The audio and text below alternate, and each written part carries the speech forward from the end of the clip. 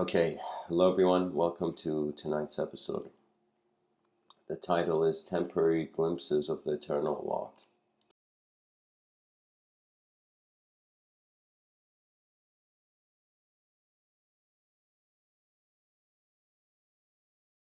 I wanted to, in tonight's episode,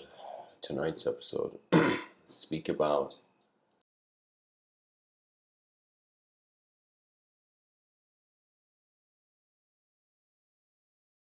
this philosopher named Michel Foucault, this French philosopher.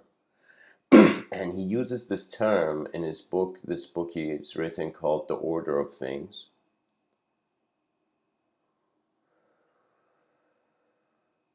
And it's this term episteme. And he uses it in a special term. Now, the word comes from ancient Greek, meaning to know.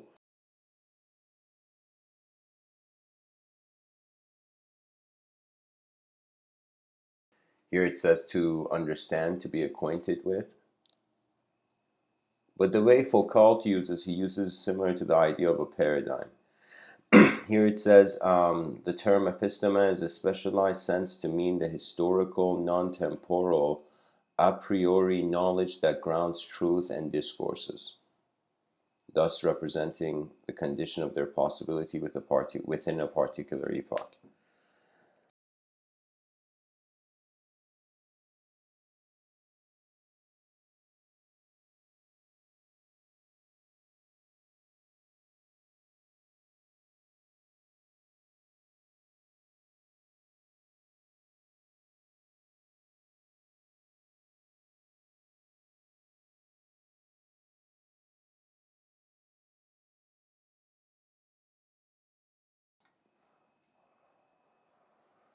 These are some words from Foucault himself about episteme. He says, in any given culture and at any given moment, there is always only one episteme that defines the conditions of possibility of all knowledge, whether expressed in a theory or silently invested in a practice.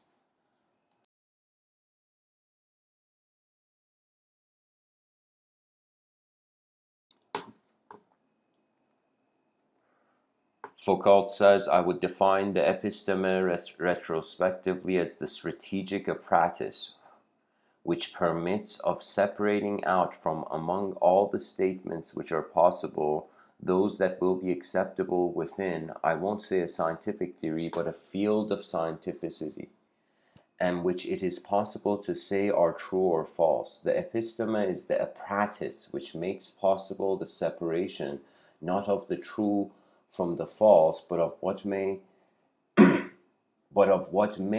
what may not be characterized as scientific.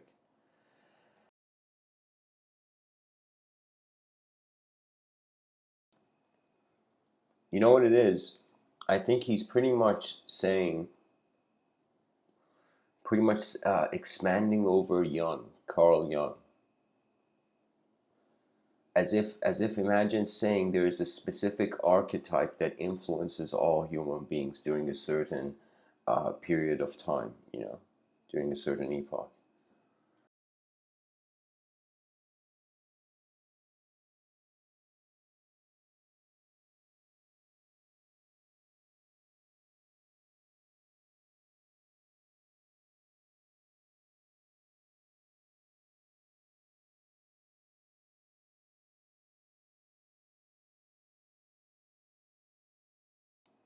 Now, the reason I wanted to I shared the idea of episteme here because the whole imagery for the title Temporary Glimpses of the Eternal Walk, I thought that we are under the impression we are in a temporary system where there is a sort of cause and a sort of effect, and that is it. But I thought of entertaining the notion that what if we are temporarily looking at an eternal movement? What if that the road doesn't end? What if that the soldier must move beyond his eyes? The soldier never stops fighting, but the eyes move past the archetype.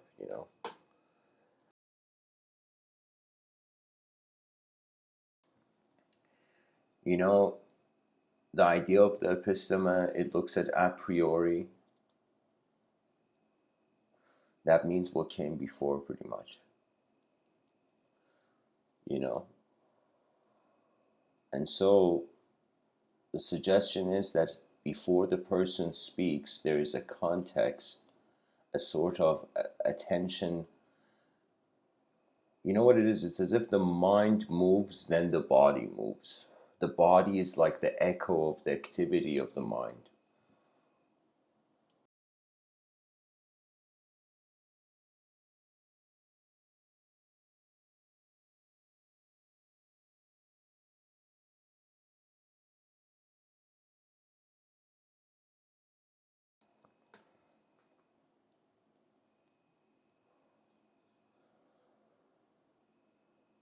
Human beings have been pretty much just born and wondered about this system.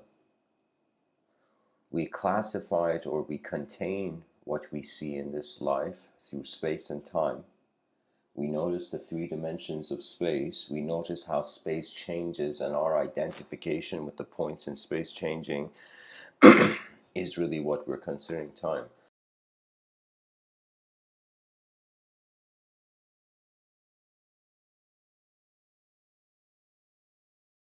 You know, it's very interesting. There's this term, they say somebody keep the time. Let's say for it's for a race or something, some exercise.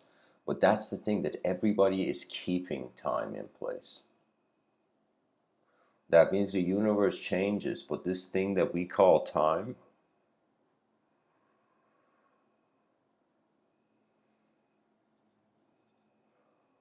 it's as if before an author writes, it's timeless. Then the author begins writing.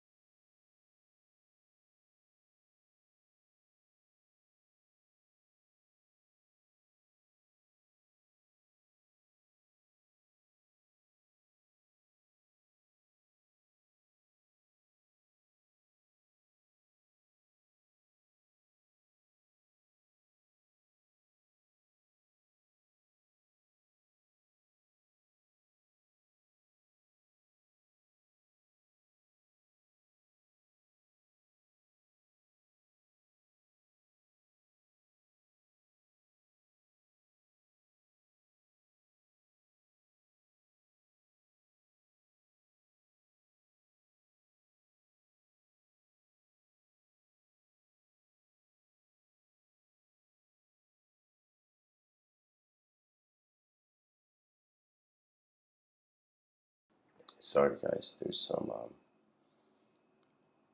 interruptions from my side.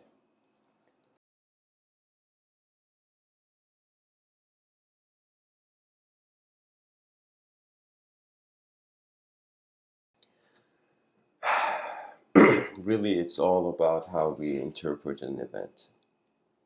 That is life. It's an event, it's an existential event, it's being experientially received.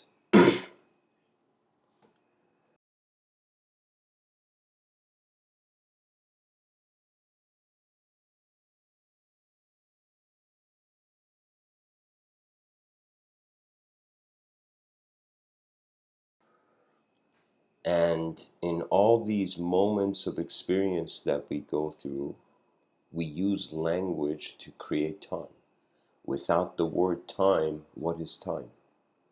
It's just an event. Without language, life is just pure existence.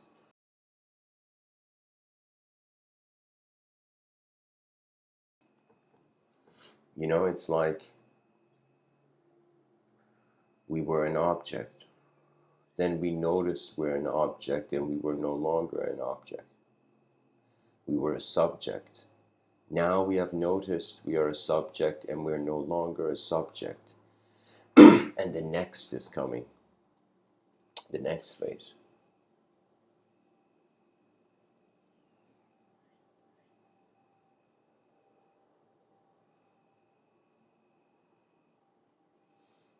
You know, mystically speaking,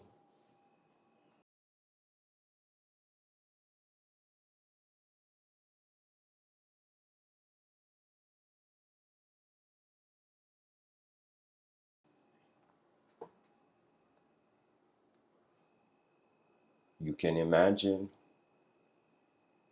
truth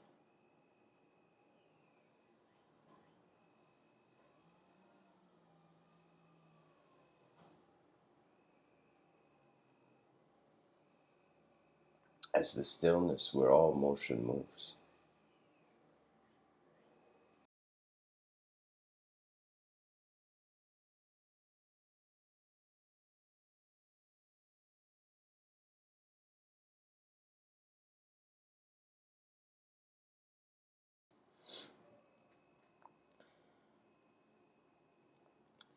The notion of the episteme makes us wonder about how meaning is arising. What is that space where our identification with reality and it being intelligent, where is that coming from?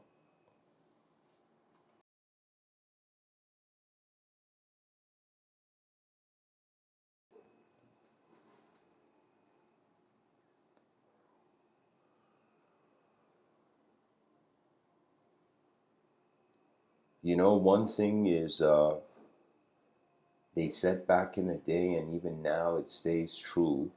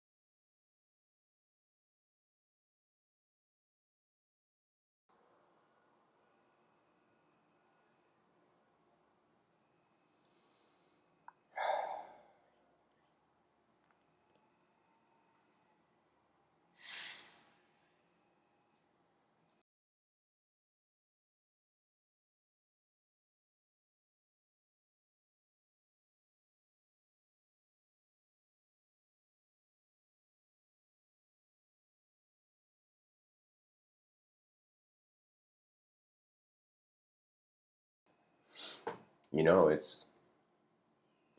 I mean, honestly, when you start thinking about the relationship of existence and experience, every content of your mind is part of that search. It's like depending on how big the question is, it suggests how much of the world it engages.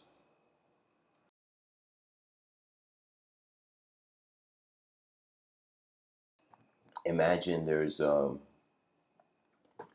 don't know, imagine there's a ancient sword on the street, on the ground. Somebody looks at that ancient sword and says, why is it here? That question is proposed and it has a sort of answer. You can look at the sword, you can archaeologically kind of scan it and see where it is.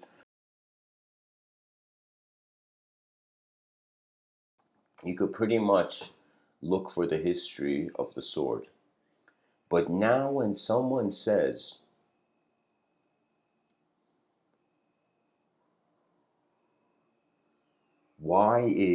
rather than why is the sword there, that being a certain range of a question, someone saying, why is the human position here? Why is the mind here? It becomes a question that you can't ignore, like existential answers. So whenever we wonder about experience, it automatically includes whatever existential phenomena the mind is identified with.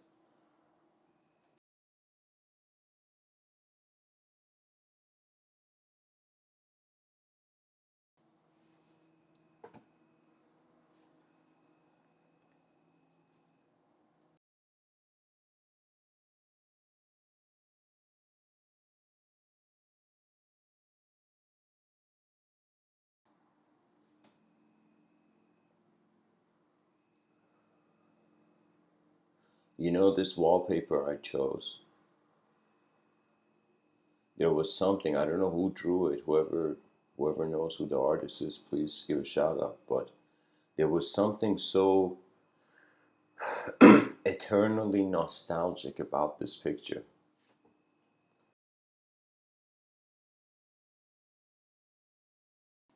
You see, modern culture acknowledges the individual memory. When we go back in history, there was another type of memory. There was the universal memory, where to the selfless, the logos moved their greater self. Their greater self was pretty much the movement of a collective being.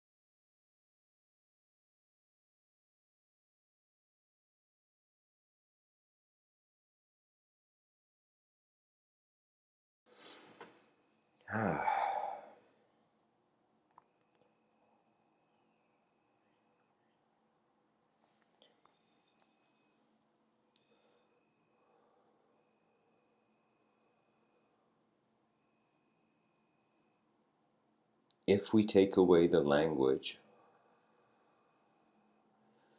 the name, and the specification of form, what are we? So energy is a word before actually anything is a thing.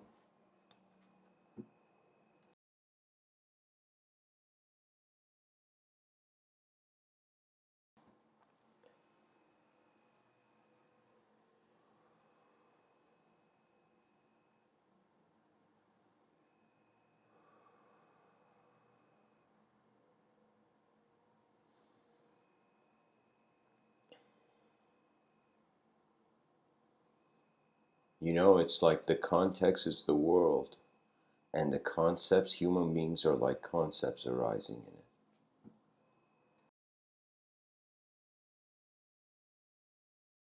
And we think the world is empty, so we have centered our knowledge and civilization around the human self. But if there is a chance that the world is not empty, that it's multidimensional, that maybe we will make extraterrestrial contact when our minds become as real as our bodies. Who knows? You know, some things are changing in ways that man can't even expect, you know.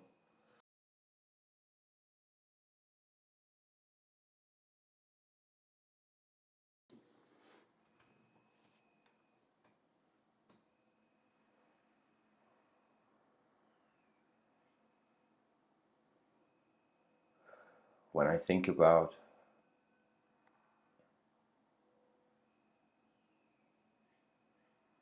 the context to meaning, depends on what's done with the concept.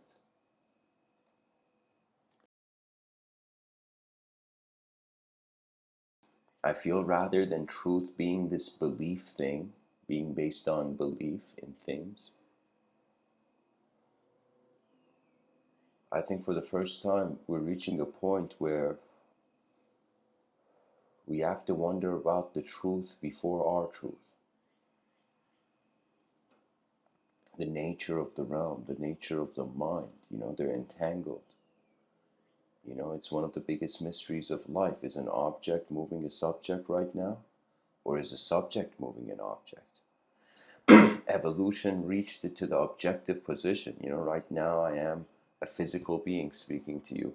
But when I wonder what has brought my peculiar interests forth, just how my free will is moving in the moment, I was for a long time, not for a long time, but generally like it made sense to me that DNA was like a seed.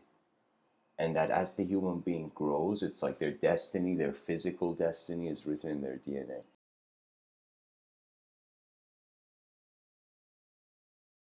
Like in regards to how they physically appear, you know.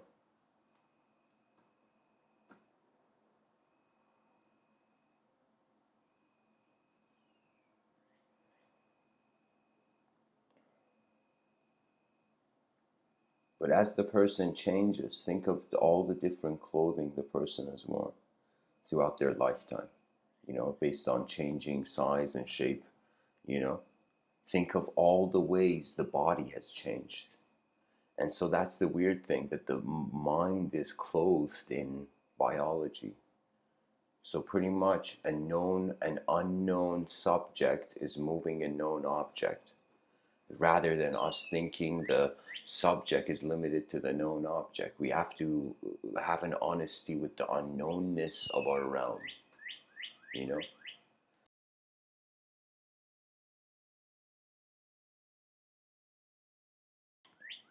You know, I remember when I began these talks in 2014, I was focused on more of like sharing something, sharing, uh, trying to keep narrative technologies alive in some sense.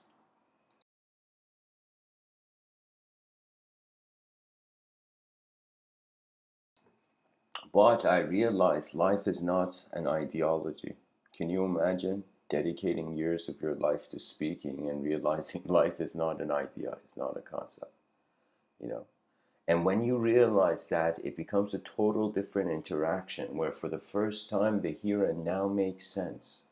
You see, usually just being in the presence of the moment attributelessly, it doesn't make sense. Why? Because we feel we have to justify the senses. You know what it is? It's like imagine a bunch of university professors looking at a blue jay on a branch, you know, and discussing the blue jay did this because of because it didn't like the political situation, and so realizing the blue jay just was a blue jay. Do you see? There's a level to uh, it's just a part of life that existence, due to it being experienced, has a momentary value as there is memory. That means I can honestly tell you our suffering is based on our memory. Because we remember, we can know what has changed.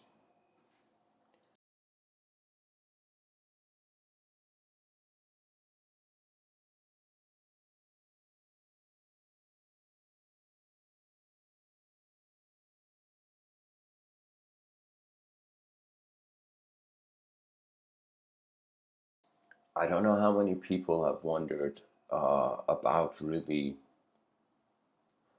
their mind in regards to its ability to visualize and its ability to remember,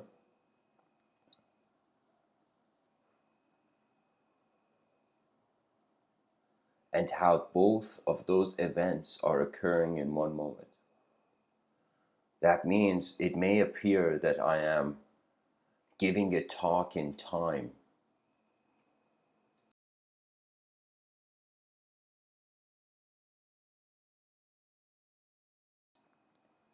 It's like it could be a very profound idea that it's like one eternal event. Imagine all the imagine the word energy and the word event being synonymous. That means let us see energy as an eternal event. Energy cannot be created or destroyed. When consciousness is added to the moment, that then events become relevant.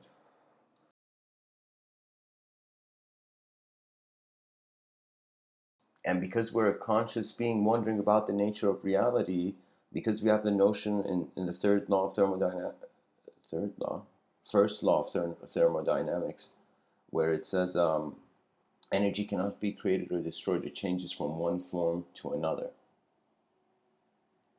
And so now imagine the whole cosmos is an energetic event that it doesn't care if we shape it with its mouth noises or not.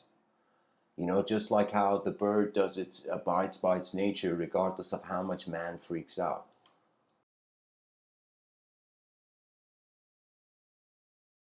That means sometimes when there's conflict in the streets or whatever, you know, I sometimes feel a bird is flying in the sky, looking at the whole human species, being like, look at these fools, the bird's flying free. And sometimes, in order to be free, you have to be beyond the space of your suffering. If somebody, like, here's the thing, imagine there was a doctor for suffering. And you went to the doctor and you're like, I'm suffering, man. And the doctor's like, what do you mean? Do you have pain? And you're like, no, I'm existentially suffering. I don't know what it all means, you know? And imagine the doctor was like, all right, let me see what I can do, you know? You know? The doctor's like, all right, let me check the cabinet, see how we can solve this exercise. Imagine there was a doctor for your suffering.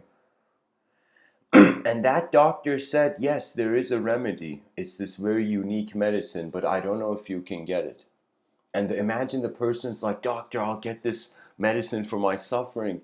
And imagine the doctor said, it's very difficult. Not a lot of people can find this medicine. The guy's like, I have no choice. What's the point of life other than to figure out how to get rid of the suffering? And imagine the doctor says, okay, I'll tell you. And the patient is listening, this patient that is suffering in this existential situation. And the doctor says, the remedy is inside you. This is why very few people can get it.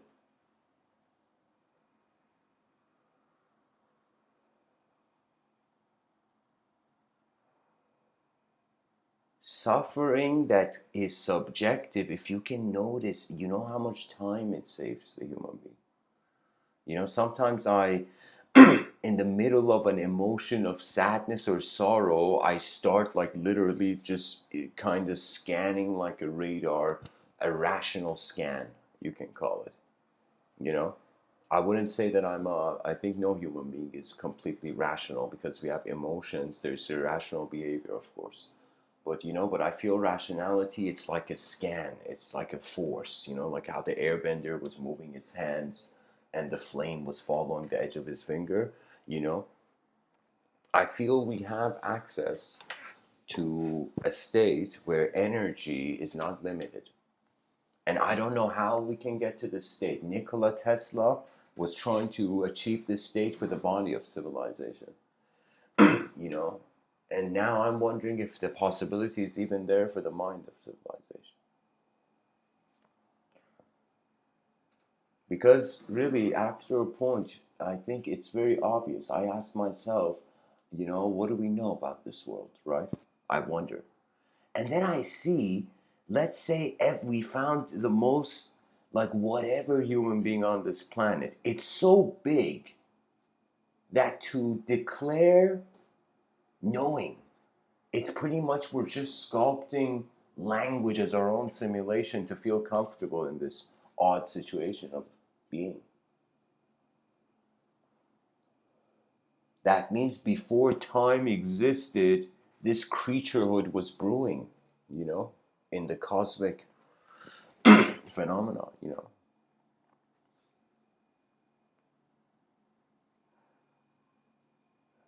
People look for a reason to live, but how unreasonable is life? How many times in life the person has an expectation and goes and sees the future behaves differently?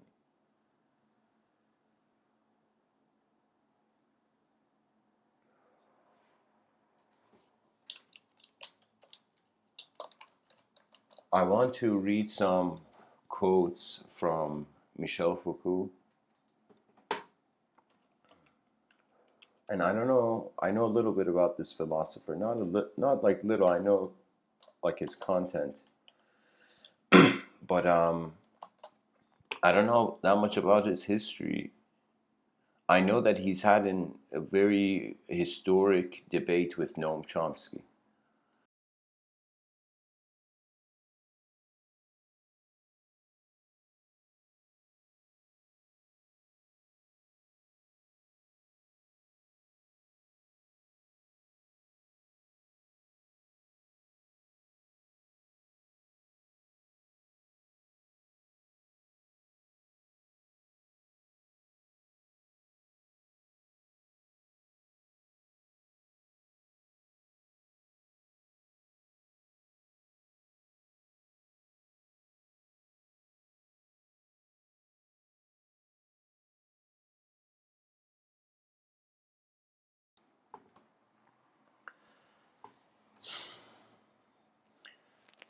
Michel Foucault says prison is a recruitment center for the army of crime. That is what it achieves. Michel Foucault says, as the archaeology of our thought easily shows, man is an invention of recent date and one perhaps nearing its end. Michel Foucault says madness is the absolute break with the work of art. It forms the constitutive moment of abolition, which dissolves in time the truth of the work of art.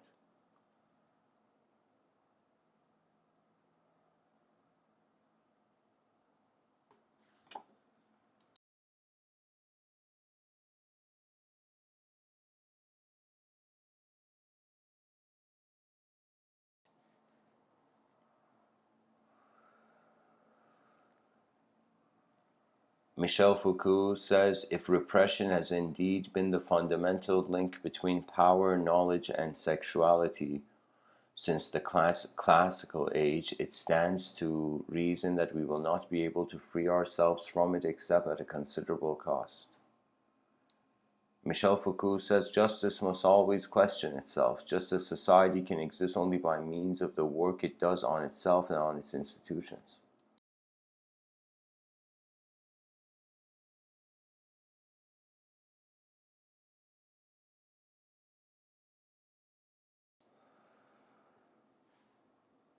Michel Foucault says we are in the society of the teacher-judge, the doctor-judge, the educator-judge, the social worker-judge. It is on them that the universal reign of the normative is based, and each individual, whether he may find himself subjects to it, his body, his gestures, his behavior, his aptitudes, his achievements.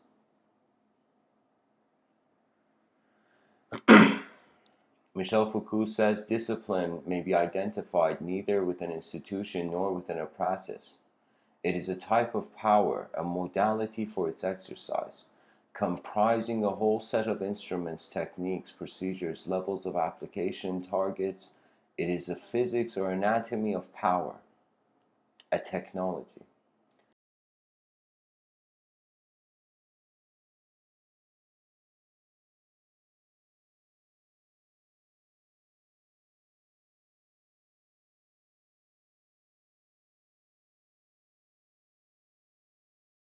And guys, really, when you go to see society, whenever anybody uh, observes or looks at society, it's a struggle between forces, usually dualistic forces, and it's kind of like wondering that a creature in an unknown situation it knows some things, and it's about how it uses its knowledge. You can say the study of society, politics, culture, it's about how this knower expresses.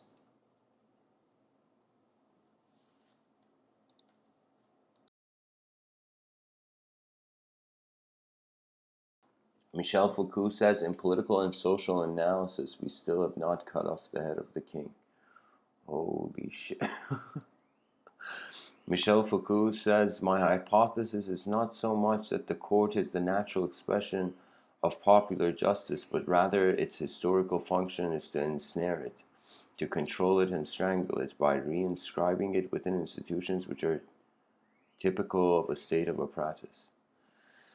Michel Foucault says there are forms of oppression and domination which become invisible, the new normal. Michel Foucault says the history of thought, of knowledge, of philosophy, of literature seems to be seeking and discovering more and more discontinuities, whereas history itself appears to be abandoning the eruption of events in favor of stable structures.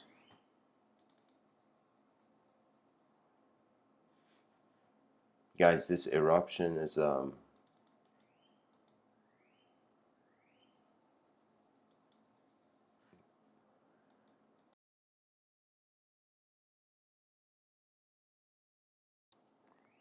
that's a really good point Michel Foucault is bringing up. When we really look at the history of what our species knows, it's like, think of it as if the child is born, it has no reference, right? And so when it declares a reference, actually we die the moment we become a self. Imagine there was a kind of civilization where children were not named. And over time, people could just choose a name or based on what they did or their actions or whatever. Imagine that we were still creatures, we communicated, we went with the program of our collectivity, yet at the same time, we were not lost in self containment, you know.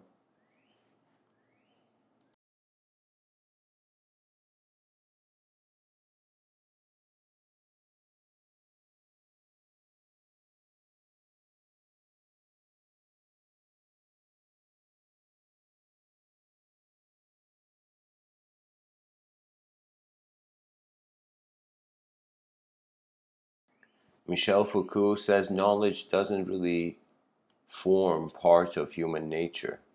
Conflict, combat, the outcome of combat, and consequently risk and chance are what gives rise to knowledge. Knowledge is not instinctive, it is counter-instinctive, just as it is not natural but counter-natural.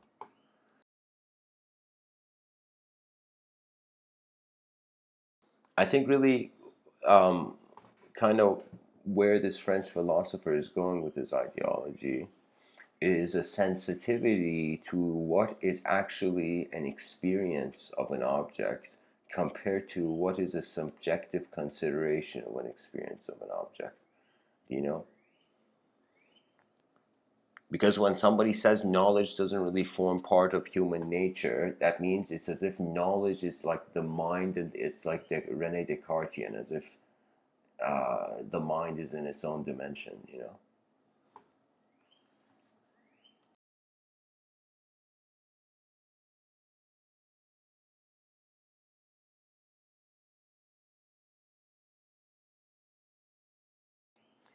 Michel Foucault says the frontiers of a book are never clear-cut beyond the title, the first lines, and the last full stop, beyond its internal configuration and its autonomous form.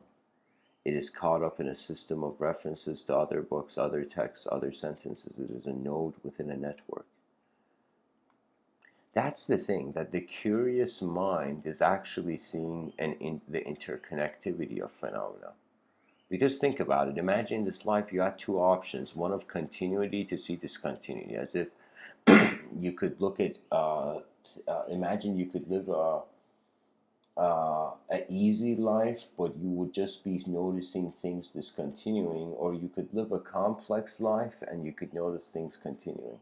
It's like, which one is more uh, appealing? Sometimes when we seek freedom, we have sacrificed the freedom of the body. You know, sometimes when we want freedom for the body, we sacrifice the freedom of the mind. And there will come a day where we will get it right, where there will be such an advanced system, it will be simultaneous.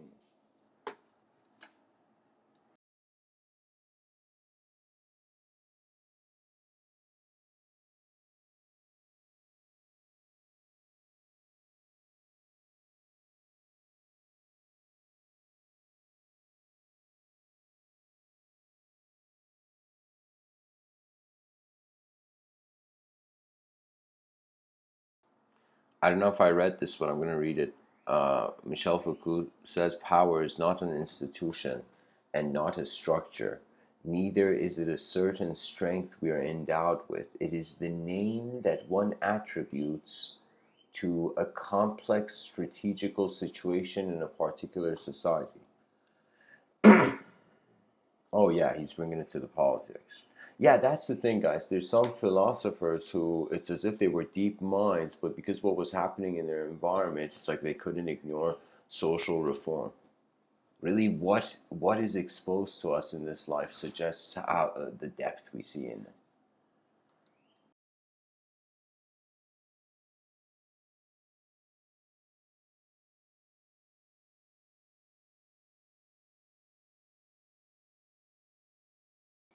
Michel Foucault says in its function, the power to punish is not essentially different from that of curing or educating.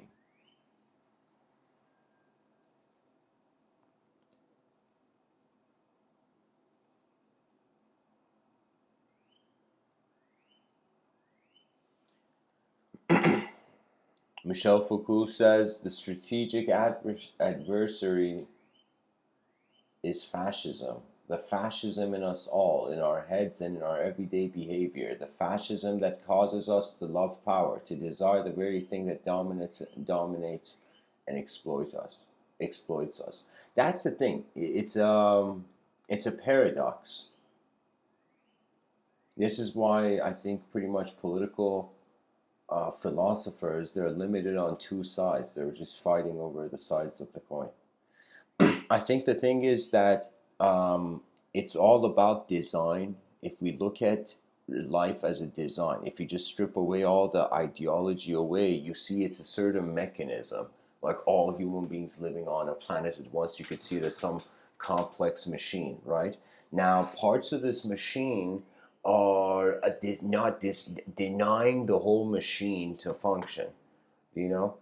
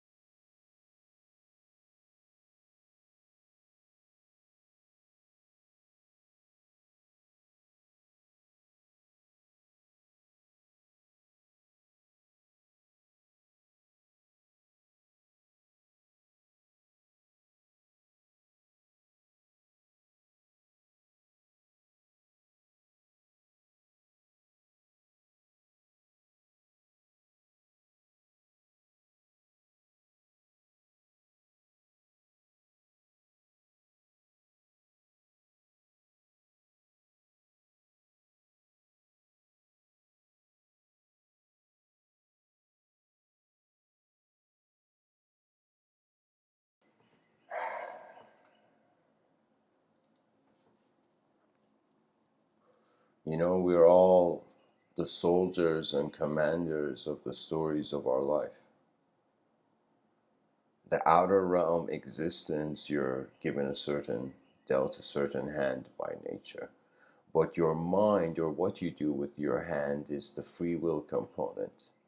Now, if the mind transcends time, that means to truly figure it out, we have to actually experience our own timelessness. To experience our own timelessness is a situation where there is no self. So strangely, as human beings went to, you can say it like this, as human beings went to discover the higher dimensions, they noticed it was beyond their hierarchies.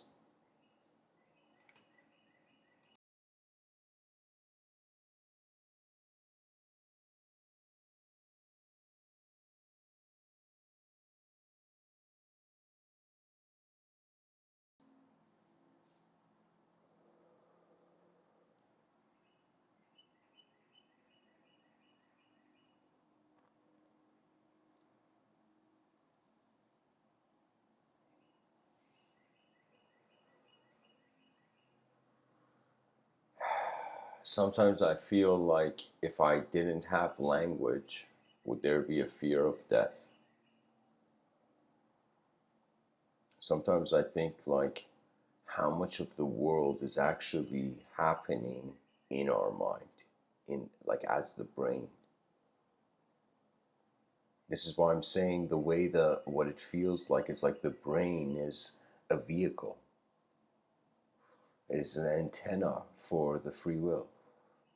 The free will requires to receive. It receives, processes, expresses. That's the model, right? But now let's say reception and expression was instantaneous.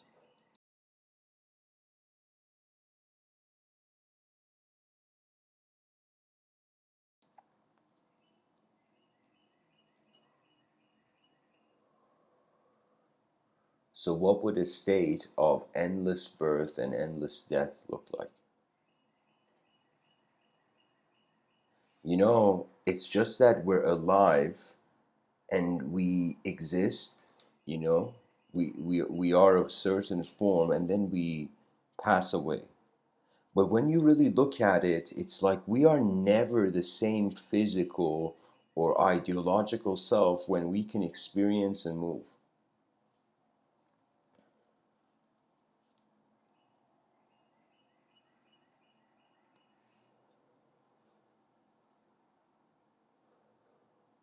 I feel every person is in their own time simulation. I feel that we do see the same physical outer realm. We're all on the same planet. Yet how we see the meaning of it all, what it all means to us, how gentle or vicious we are with this system.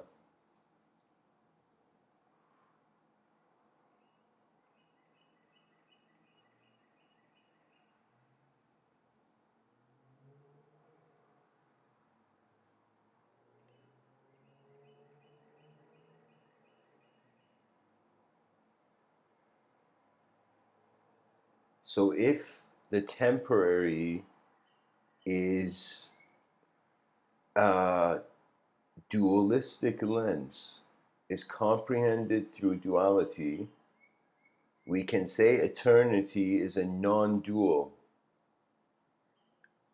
activity or event. And this is the strange thing. Things are an activity. You only have to do something if you are still identifying with the content of your moment. That means whoever you are, you can check this out for yourself. Just wonder. It's not even like just wonder for yourself. What if your mind was a candle right now, like a candle flame in a dark room? How far is your awareness stretching?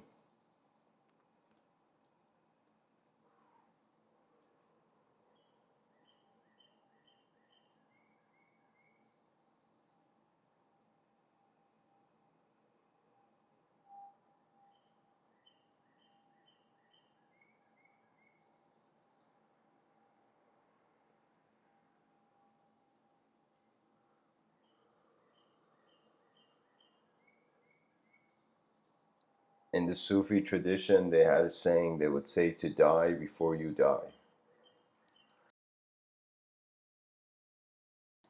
Of course, mysticism isn't for the faint of heart. Mysticism is the raw experience of all that this moment is accepted.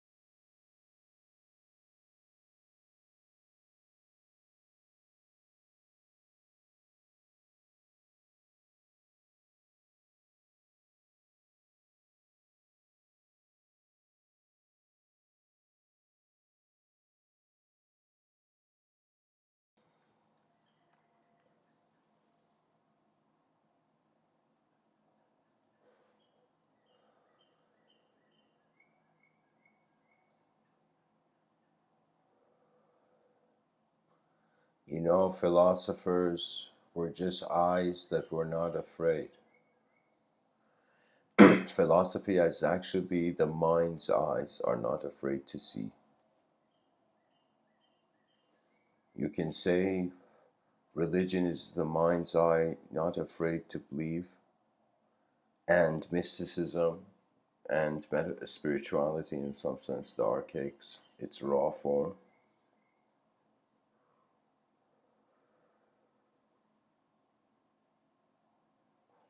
is the mind sight experiencing. So maybe now we have reached the time where no longer it's satisfactory to believe anything. I think we have literally out or moved past the age of belief and disbelief. It's a waste of time.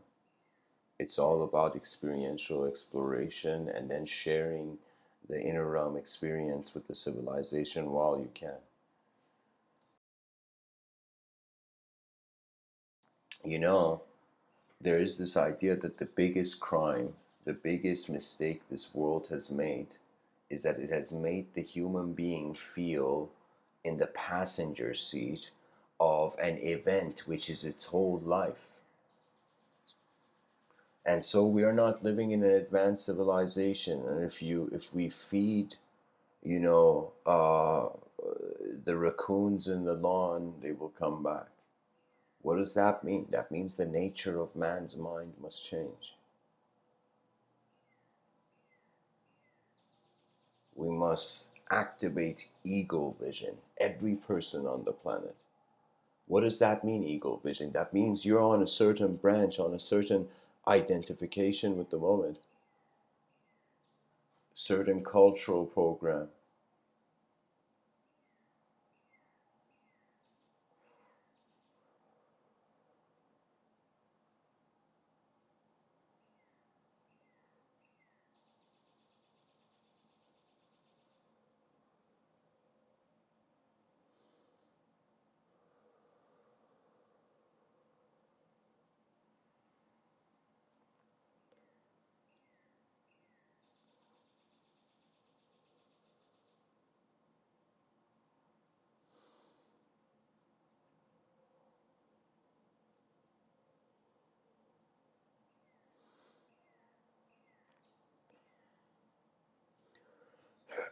Honestly, guys, what can I say?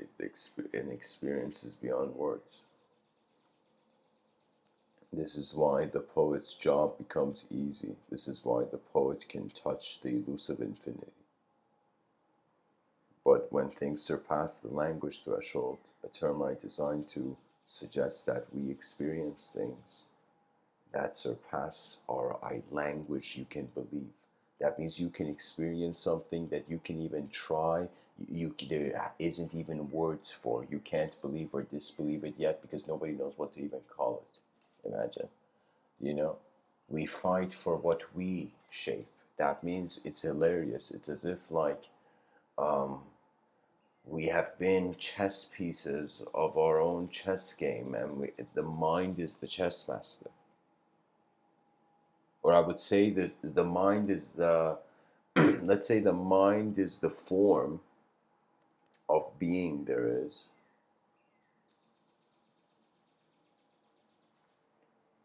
The mind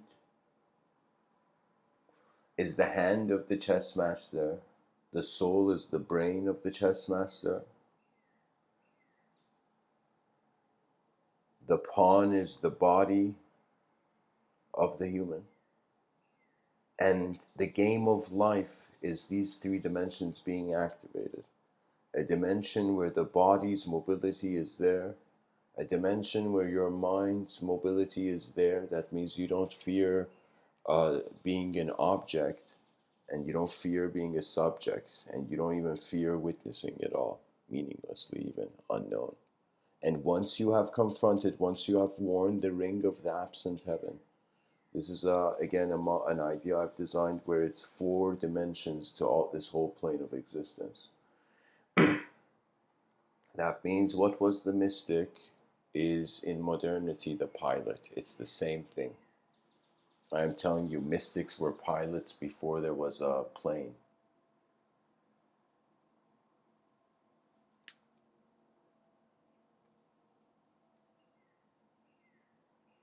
They were piloting their minds, regardless of the body's position, you know. I don't know how many people have experienced this notion of samadhi, this term in Vedanta, but I feel there is a samadhi that the person has an opinion from of a samadhi that is like a person chasing a butterfly. And then there's a samadhi when the butterfly just lands on your forehead. You know, so what that means is there's moments in life where I feel it's like we don't see it maybe, but there is waves. I feel there's so many waves that we don't see colliding the earth, you know, hitting the earth. Sometimes I even had this notion that what is a thought?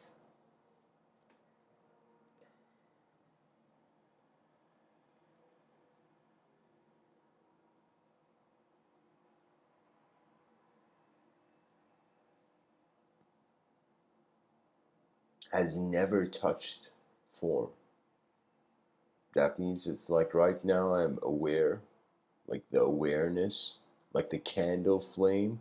It is dependent on the wax to be there, but the candle flame is not made of the wax, you know.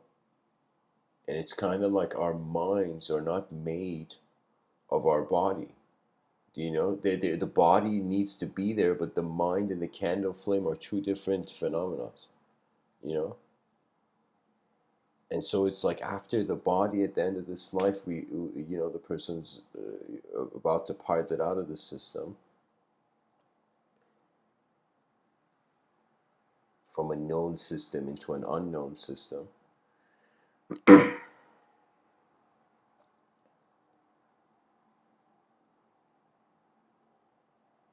Just learn from your attention as much as you can in the human form.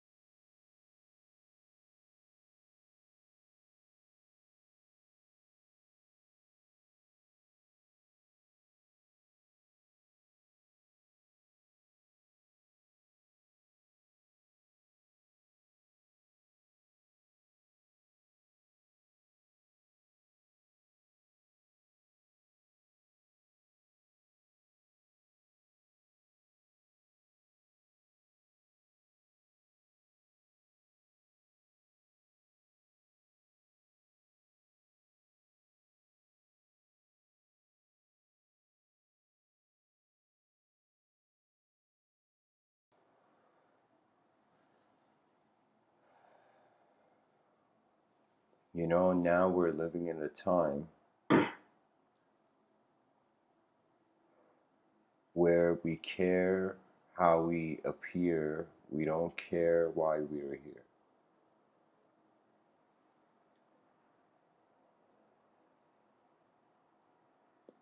And the only solution is a mirror.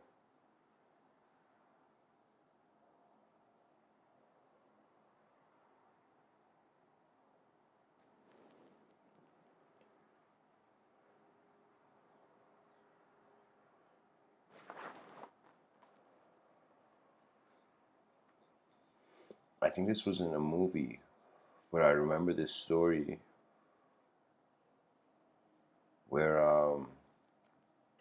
this yogi, back in the day, they had a ceremonial attitude to truth during Brahmanic times.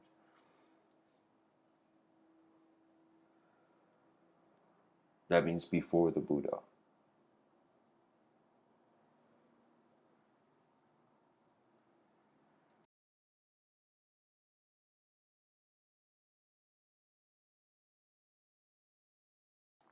Anyways, there was this guy who was sacrificing goats, and back in the day, and this guy goes to sacrifice this goat, and the goat starts laughing,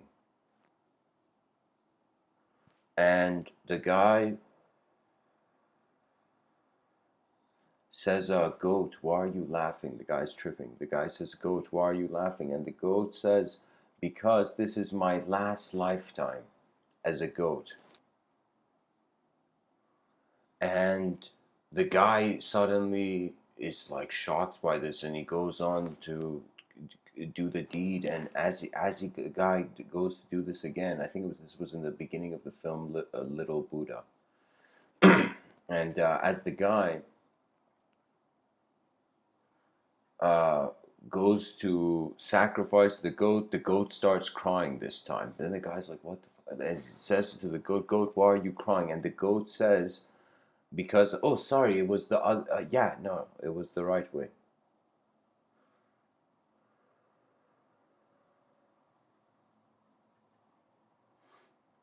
I don't know if I got the story right, guys, but pretty much there was something about it where the guy says, "Why are you crying?" And then the goat says, "Because uh, 500 lifetimes before this, I was a person sacrificing goats." This guy suddenly realizes what his karma is creating, and he stops his act.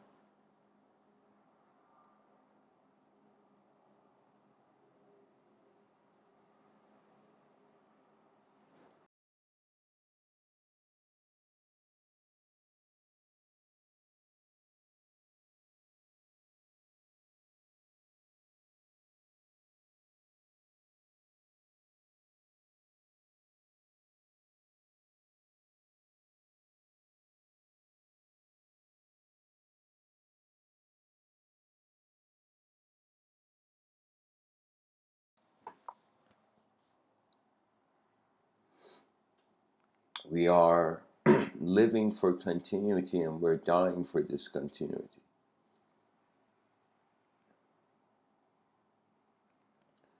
I think we should see um, the kind of climb of life as a privilege.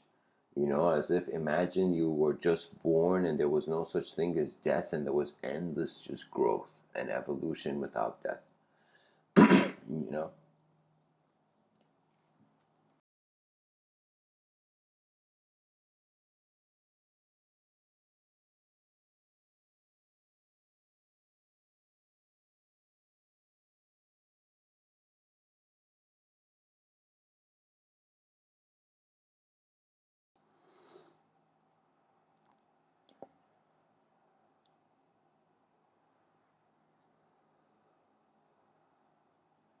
Death is like you get to see the creationism, the not creation, the construction of elemental, like how you're created as a creature.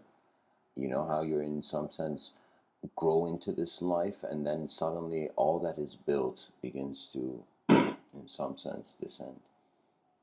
So it's like an ascension and descension process. So life at best, it feels like an opportunity.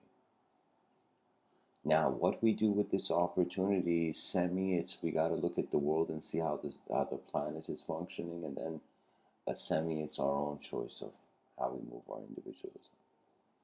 Because really, we can say anybody who can see themselves an individual, the idea of the individual and a collective are codependent. So any person who thinks they're alone, technically, you can't see yourself alone until you see everybody in your mind. That means that it's like in the inner realms, nobody can be alone, only in the outer realms. Because in the inner realms, the individual idea and the collective idea are required. You know you're individual because you're saying we're like right now we know we're calling ourselves human beings because we're considering ourselves to be separate from the earth. We're not saying we are the earth, you know. It's as if they tell the kid, why was your hand in the cookie jar? And it's like, this is nature. You can't judge nature. You know, it's like that's the thing. It's like there is a silent, natural experience of existence going on while we are uh, masking objects like they are subjects on subjects.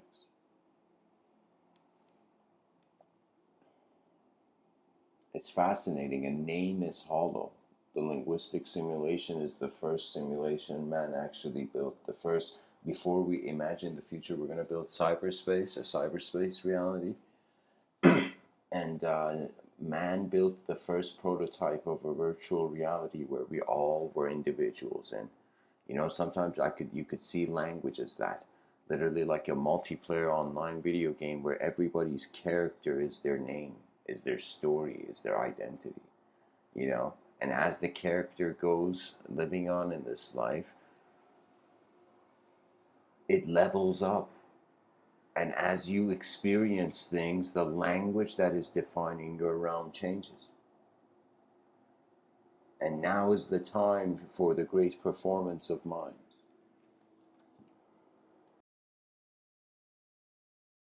Pretty much Dylan Thomas wrote what I find to be the two greatest sentences in the English language, where he says, do not go gentle into that good night, rage against the dying of the light.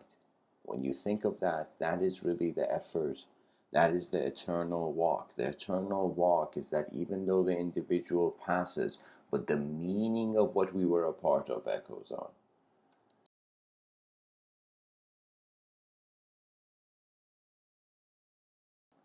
You know, back in the day, there was a lot of a huge sense of honor because they didn't have things to distract them. All they had was the past stories of the past. Anything they could figure out from the past was like their information database, you know, outside of like their senses. Now we're at a time where information is everywhere, so people are no longer caring for information. It's funny. It's like we've went through and we first chased information. You know, if we first wondered about information, now we're wondering how we are in formation. You know,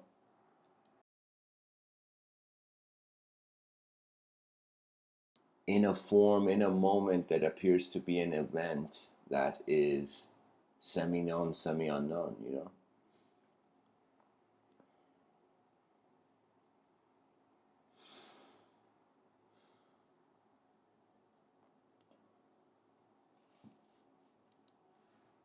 This idea of the episteme, guys, I mean, it's all from epistemology.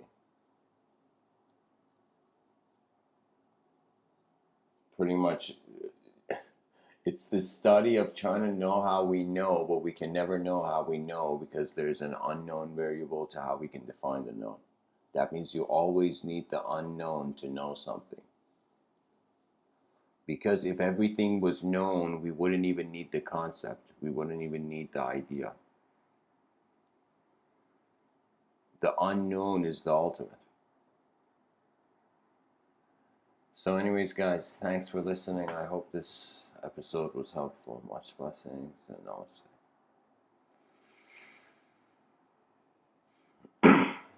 And one last thing, the temporalness of life is a dualistic thing. That means the meaning of life is in a sort of how there's light in the room and there's no light in the room. That means morality is an echo of actually the cosmic situation.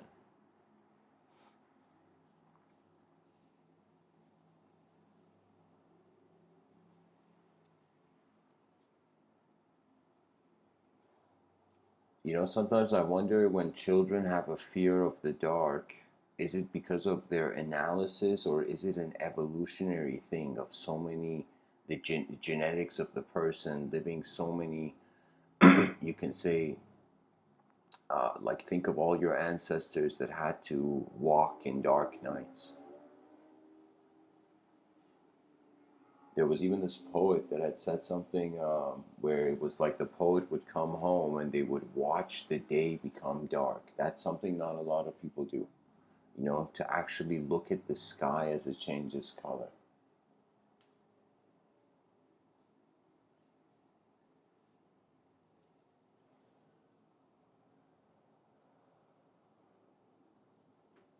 The advanced communicator doesn't avoid the chaos, doesn't avoid the order.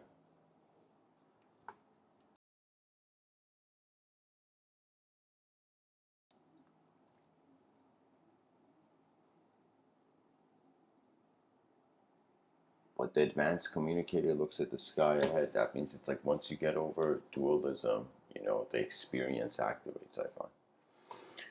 So, all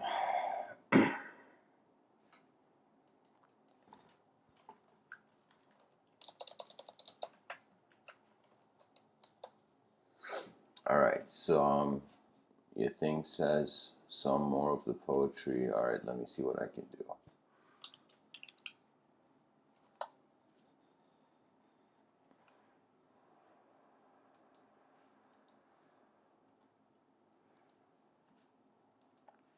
I'm gonna read for you something that it's from probably a book I've never read anything from.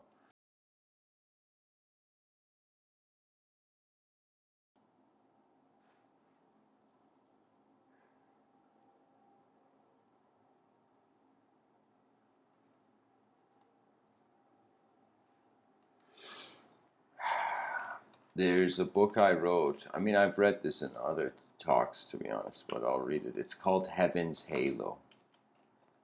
Heaven's Halo. That means, like, an angel's halo. Imagine heaven's halo.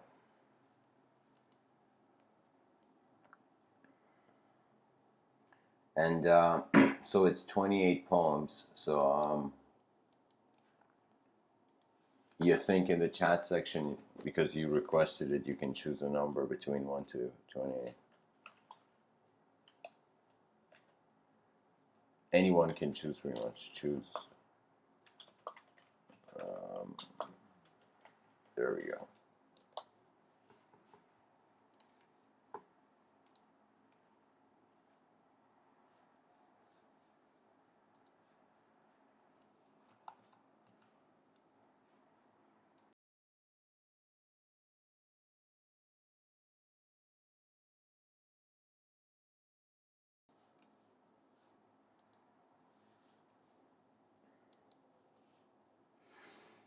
All right, 22. Let's see what that is.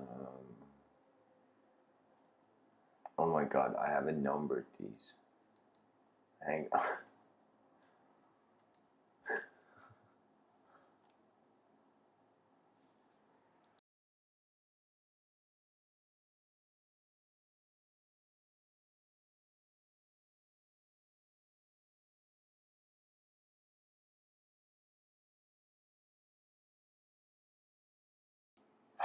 Okay, so from the poetic work Heaven's Halo, the poem number 22. I wrote this when 2017.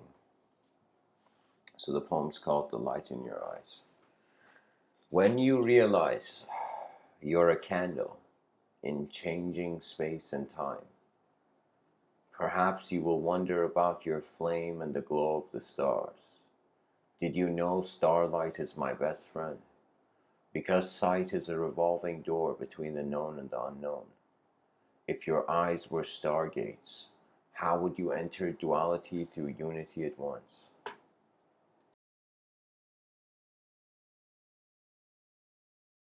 Mesmerized by contemplation deeper than the ocean's depths, the light in our eyes definitely makes us sacred. That's it. The light in your eyes pretty much is sacred. It's where all the ideas of sacredness is coming from, the vision. So others can choose, by the way. There's other people listening, they can choose, or you think you can choose one more and I could end this off.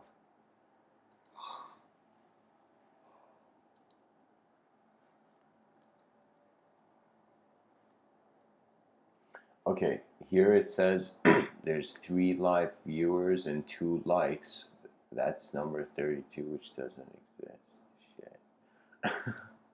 Okay, let's go 23. I'll read 23. Literally the one underneath this. So this poem is called Violence That Was Never Here.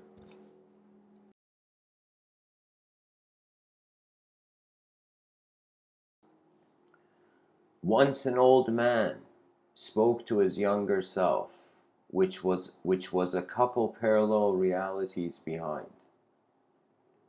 This is the old man saying in quotations. "O young lad, you are the ladder that you seek. Ask all from yourself, you too shall soon realize you are present through everything." In that moment, a very grand voice came from the beyond, and God said, "Are you talking to yourself, old man?" Guys, I'll post a picture of this in the let me, because the way it's kind of hard to read it. Actually, it's not hard to read, but I think it's better if I. There we go.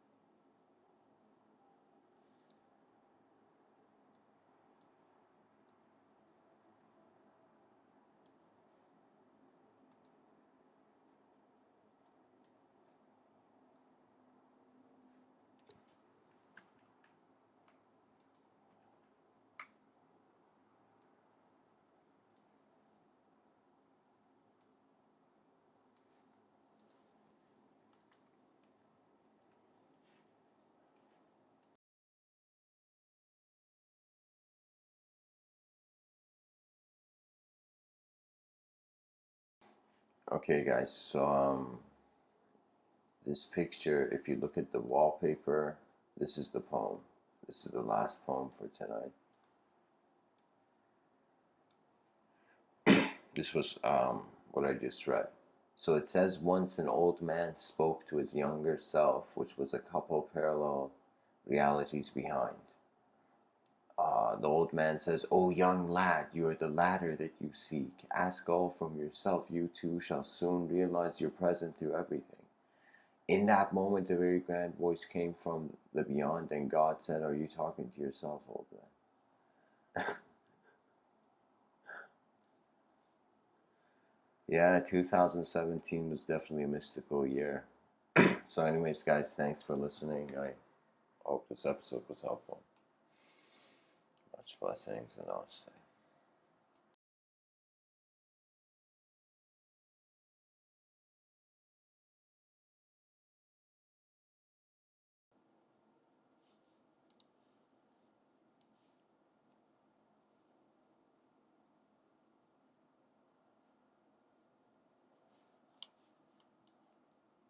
Okay, guys, I was about to leave. Let's.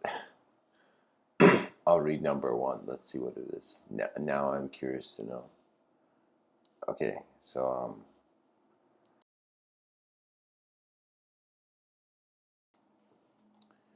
By the way, this book can be found on Amazon, you know. But number one, Halos of Mystery. That's the first poem. If the sun was your son, as like if the sun, like the sun in the sky, was your son, like your child, you know, it says, if the sun was your son, would you see it shine? How does joy dance to its own rhythm?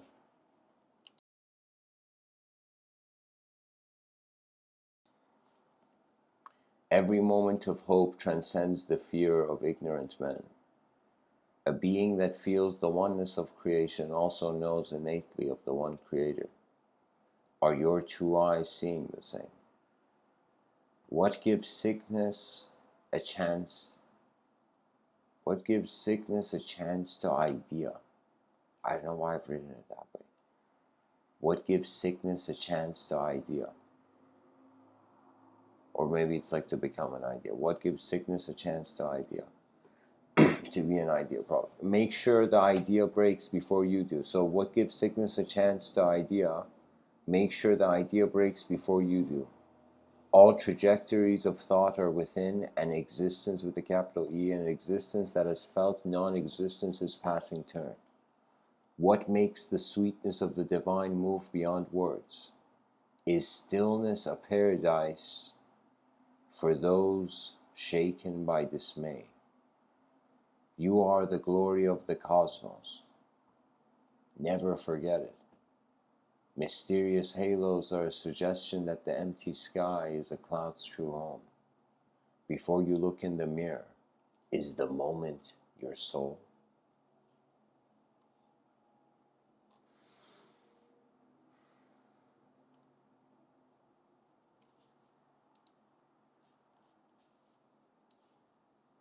Thanks for listening, guys. Good night.